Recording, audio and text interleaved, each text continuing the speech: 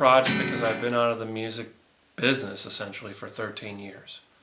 I did the first album, soundtracks to Life, Love, and Drugs.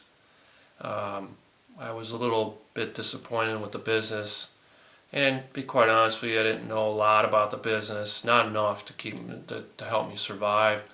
I then went off and did other things up until this point.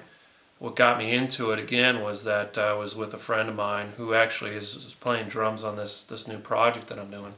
He asked me to come over. He has this Zen drum that he has, and we went over there and he said, "Hey, why don't you just play some of your original stuff and I'll jam to it so I can get my chops up on this instrument." And then the Zen drum's like this sort of triangular piece of wood with a bunch of pads on it, and it's you play it with your fingers and you can program it to do any number of sounds that you want. But basically, a lot of percussion players and drummers use this sort of thing.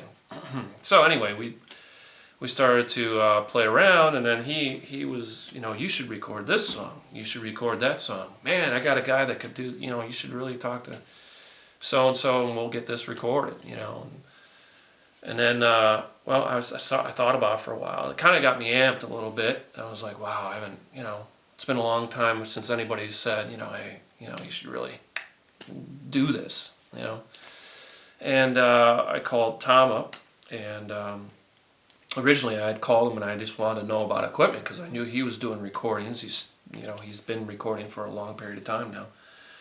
And Tom's a person that I grew up with. We moved out here from Wisconsin together. So I called him up and I said, "Hey, what's the deal these days with equipment? Because it seems that you can record quite easily now from essentially a home studio."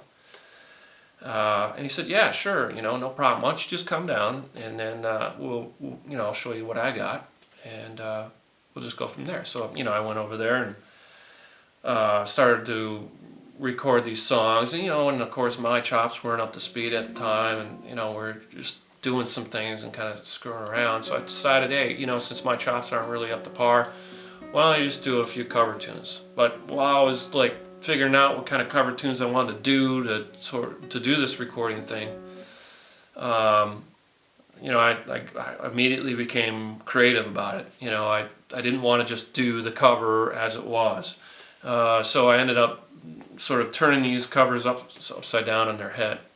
And then I, brought them in and we recorded them, and then Tom was like, "Yeah, that's pretty cool." And then all of a sudden it just eventually turned into an actual recording project.